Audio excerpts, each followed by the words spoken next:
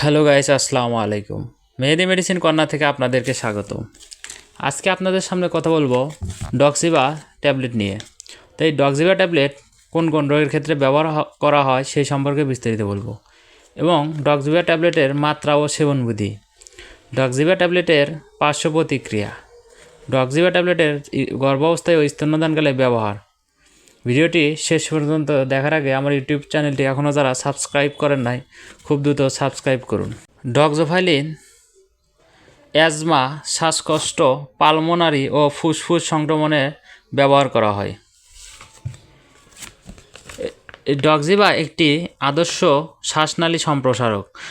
গঠনগত দিক থেকে 7 নম্বর পজিশনে ডাইঅক্সোলেন গ্রুপ থাকার কারণে এটি থিওফাইলিন থেকে আলাদা। ডক্সোফাইলিন নির্দিষ্টভাবে ফসফোডাইএস্টারেজ 4কে বাধা প্রদানের মাধ্যমে শ্বাসনালীর মসৃণ মাংসপেশির প্রসারণ ঘটায়।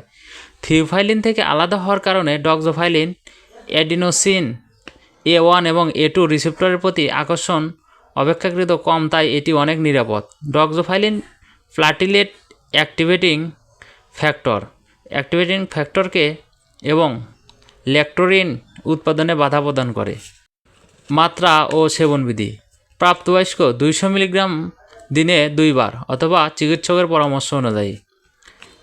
শিশুদের ক্ষেত্রে 6 বছরের ঊর্ধ্বে 6 থেকে 9 মিলিগ্রাম কেজি প্রতি দৈনিক 2 বার, যেমন বাচ্চার ওজন 10 কেজি হলে 3 মিলিগ্রাম দৈনিক 2 বার অথবা চিকিৎসকের পরামর্শ অনুযায়ী। সতর্কতা: জ্যানথিন ডেরিভেটিভস এর হাফলাইফ কিছু কারণে প্রভাবিত হয়।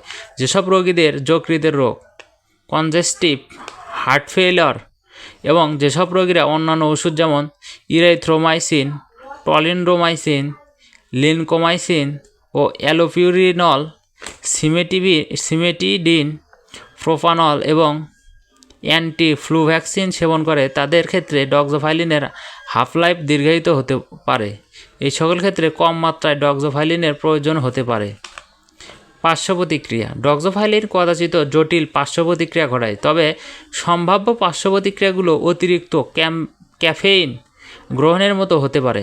এগুলোর মধ্যে রয়েছে বমি ভাব, বমি, মাথা ব্যথা, পেট খারাপ এবং বুক জ্বালাপোড়া। গর্ভাবস্থায় ও স্তন্যদানকালে ব্যবহার।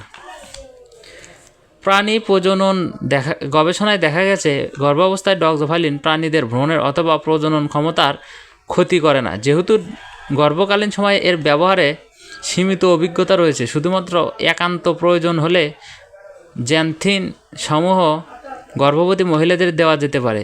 স্তনকারী মেয়েদের ক্ষেত্রে ডক্সোফাইলিন প্রতিনির্দেশিত।